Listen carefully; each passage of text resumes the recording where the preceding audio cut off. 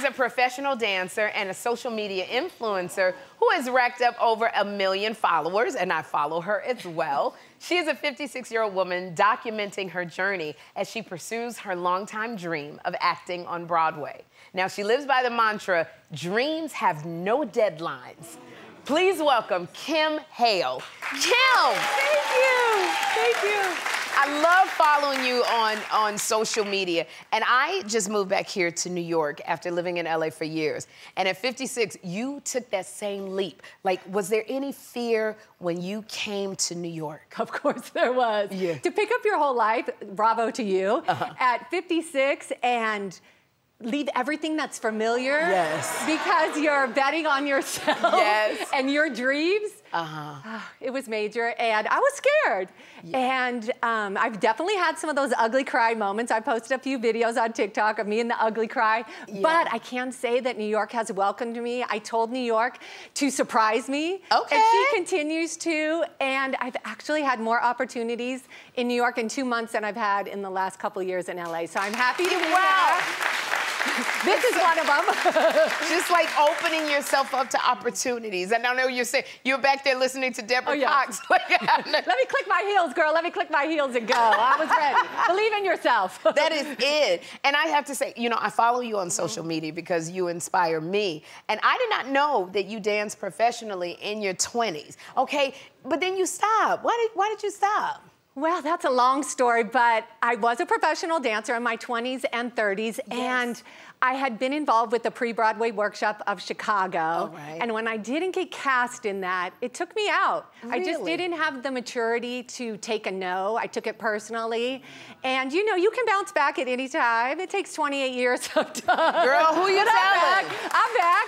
That's As you it. said, dreams have no deadlines. Tony Award-winning producer, choreographer Jerry Mitchell said that to me, and it just resonated with me and resonates with a lot of people. I think I didn't know that would turn into a movement.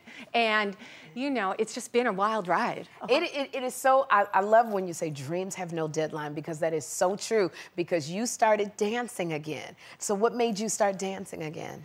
Well, it was COVID. Okay. And, you know, we're in our living rooms and we're dancing around. And I had let my hair go white. I had been working for Debbie Allen. I had become a teacher after I left dance. Yes. And I was working for her at the Debbie Allen Dance Academy, teaching dance. Yes. And she was the one that inspired me to, she said, girl, let your hair go white. The roots were out like 8 inches, so it was time. And that actually ended up being the moment that I really stepped into my authenticity. I had, soon after I went through skin cancer, I lost both my parents, I had Bell's palsy, trigeminal neuralgia, and I was laid out on the couch with stitches in my face. I called my friend Brandon O'Neill. I said, is it bad? He said, girl, it's bad. And I said, well, thank you for being the one person who's been honest with me. Yeah. He said, you should go take Dexter Carr's hip-hop class. And that was the beginning. Hip-hop, because I had never done hip-hop, so I had no expectations of what I would look like. Yes. And from that moment on, it changed my life. Honey, that was a Beyonce video! Honey. Oh, you better go. I love it. That Beyonce video was the first time we took our masks off after dancing with masks on during COVID. Yes. And it kind of changed my life. And yeah, the story that nobody's telling is these 2 beautiful black men taking me on as their project, getting me together, and really mentoring me. I mean, that is the real story.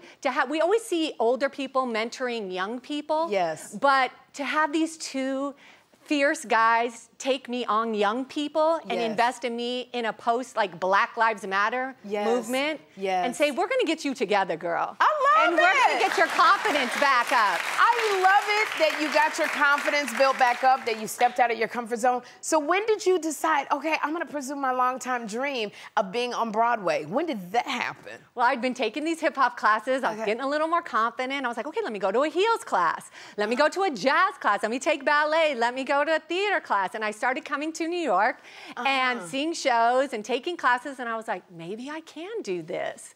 And I just, one night, I was laying in bed and I got up and I said, girl, you either gonna make the decision or not. I'd been coming back and forth for a year. I got up, I turned on my computer, I gave my notice at my apartment, and I picked up everything and moved here. And moved back. And you moved back. Now, I know, and you know, sometimes we still have to journey and go through it. I know that you said that the journey has not been easy because it's harder to get auditions because of our age. Yes. But you said that that's not going to stop you. No, ageism is a real thing, but I think more important than even ageism is the stories being told. Yes. Where do I fit in those stories? And, you know, it's hard for me to get in rooms. People always say, we don't know what to do with you because my spirit is 12 and my hair is white. So there's that. So there's that. But it's not going to stop me. I'm here. We're writing new stories. We are going to I'm going to create my own path and just keep doing what I love and see where it leads. Because to be honest, this is the dream.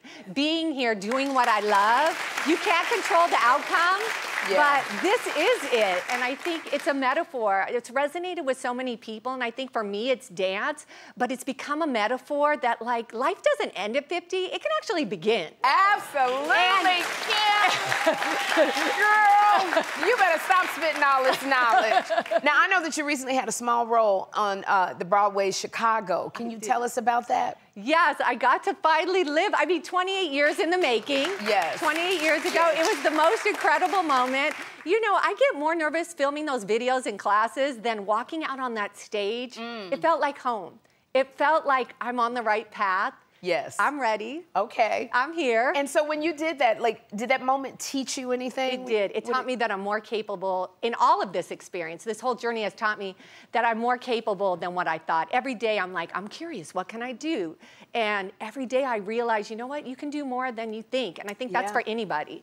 We get caught into this and buy into a stereotype that we've been told that, for me, white hair equals a grandmother. Honey, I'm nobody's grandmother. That's right. I love grandmothers. I love my grandmother. But that doesn't mean that I'm not capable of things. Yeah. And so I'm curious to see, to live the rest of my life, what am I capable of? And that's what it taught me. Girl, you can do this. You can do it. You're going to have to wait, maybe. But I'll wait.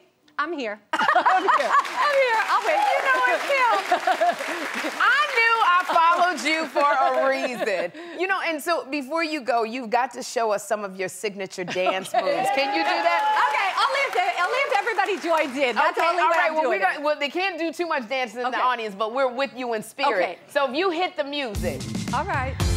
Okay, you got my, what's this is called the Kim Hale rub down. Okay, what's the rub down, girl? It's like a Debbie Allen wave. Oh! We give it that. And then we give a little rub down. So you gotta take that to the barbecue, honey. You take that out. I love it! I love it, girl! You are amazing.